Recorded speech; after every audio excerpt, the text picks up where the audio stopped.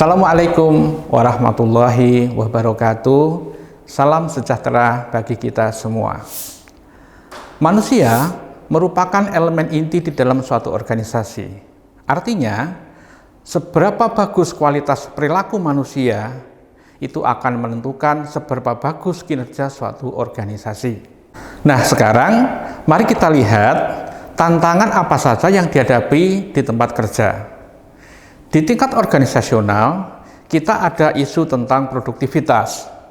Kemudian kita ada isu tentang bagaimana pengembangan pekerja yang efektif.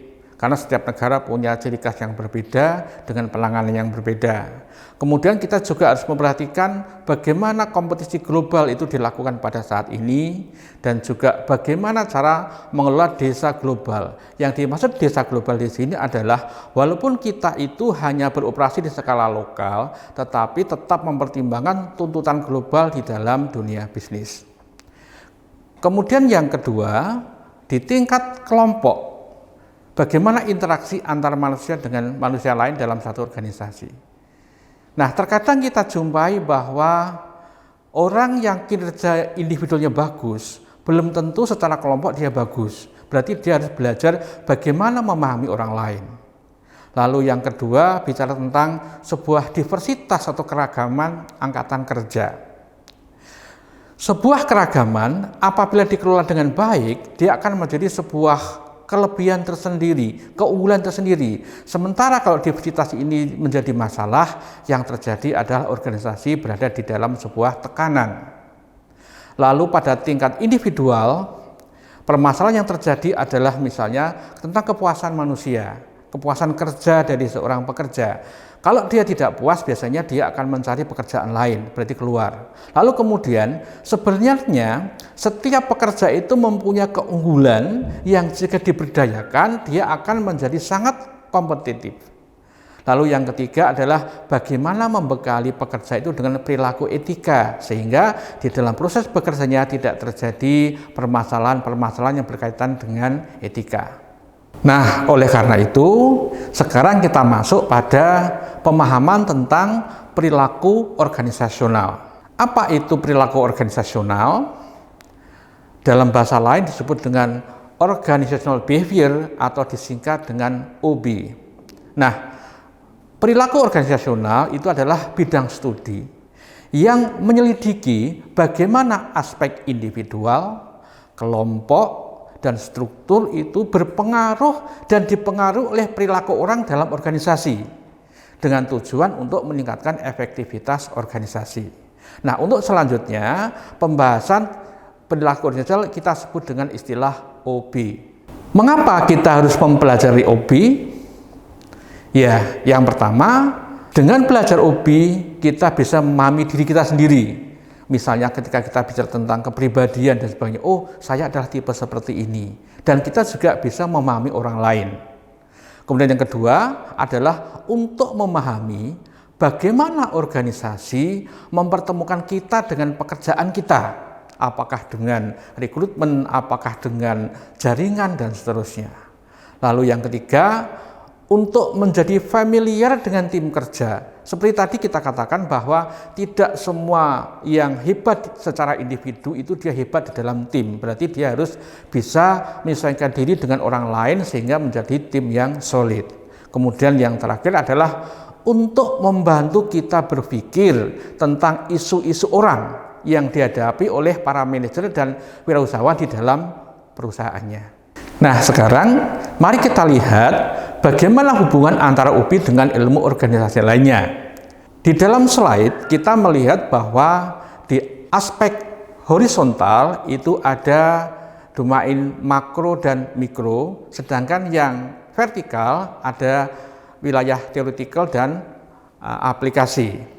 Nah, di situ terlihat bahwa UPI itu merupakan konsep yang teoritis dan skopnya adalah mikro. OB ini kalau dibawa ke dalam tataran aplikasi, dia adalah manajemen sumber daya manusia. Misalnya, di dalam OB kita mempelajari tentang kepribadian, Lalu kemudian di dalam manajemen sumber daya manusia kita menerapkan fungsi rekrutmen misalnya. Jadi rekrutmen itu berbasis pada kepribadian seseorang.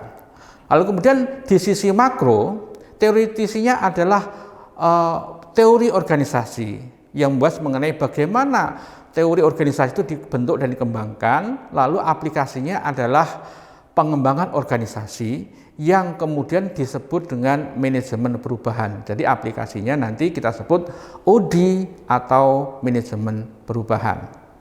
Nah, dengan demikian akhirnya kita tahu bahwa OB ini diperlukan oleh setiap orang.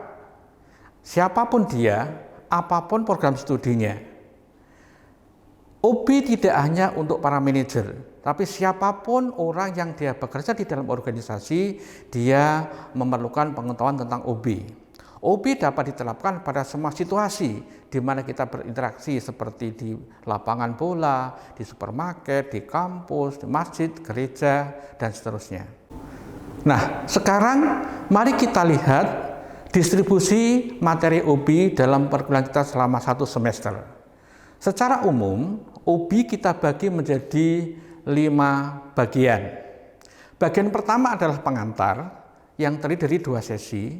Kemudian bagian kedua adalah perilaku individual yang terdiri dari 3 sesi. Bagian ketiga adalah perilaku kelompok yang terdiri dari 3 sesi.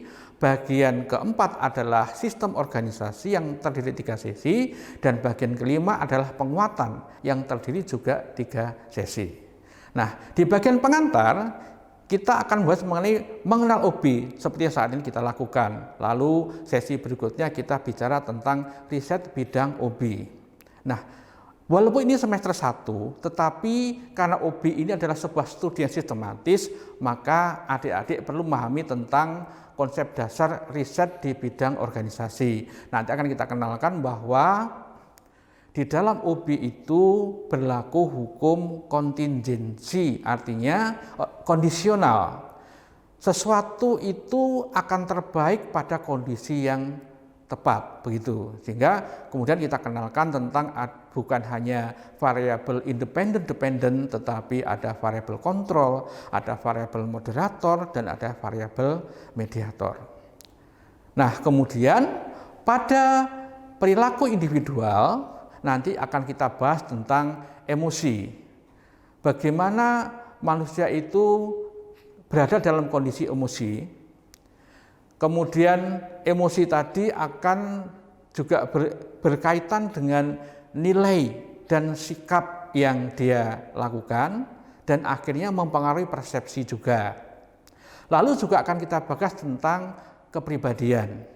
Nah, sampai di sini ya, kemudian ada satu materi yang dia beririsan dengan materi perilaku kelompok, yaitu tentang konsep motivasi diri sendiri serta orang lain. Di level individual ini kita lebih banyak menggunakan pendekatan ilmu psikologi. Lalu pada materi perilaku kelompok kita akan membahas tentang bagaimana sebuah proses negosiasi itu berlangsung. Bagaimana kita menghandle konflik, mengelola konflik, kemudian bagaimana melaksanakan komunikasi yang efektif yaitu 2 arah, serta bagaimana cara membentuk kelompok dan tim. Seperti tadi, ada materi irisan antara perilaku kelompok dengan sistem organisasi yaitu materi kekuasaan dan politik. Nah, pada perilaku kelompok ini lebih banyak menggunakan teori sosiologi dan ilmu politik. Kemudian pada level struktur organisasi nanti kita tentang manajemen perubahan. Kemudian bagaimana mendeteksi budaya organisasional dan bagaimana cara menggunakannya. Kemudian bagaimana cara pengambilan keputusan organisasional serta materi kepemimpinan. Nah, di bagian akhir kita akan memberikan penguatan. Maksud penguatan di sini adalah agar adik-adik itu mempunyai pemahaman yang lebih dalam tentang ketiga level perilaku tadi, yaitu individual, kelompok, dan organisasi.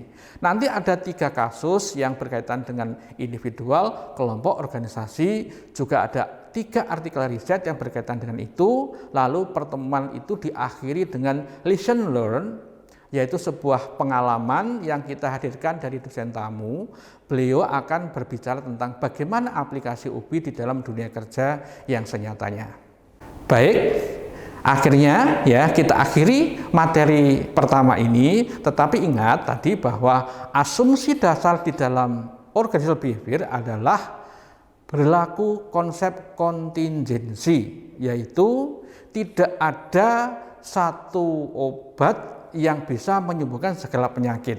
Artinya misalnya tidak ada satu sistem kepemimpinan yang cocok untuk segala situasi. Pada situasi yang berbeda itu membutuhkan sistem kepemimpinan yang berbeda. Terima kasih. Saya akhiri. Assalamualaikum warahmatullahi wabarakatuh.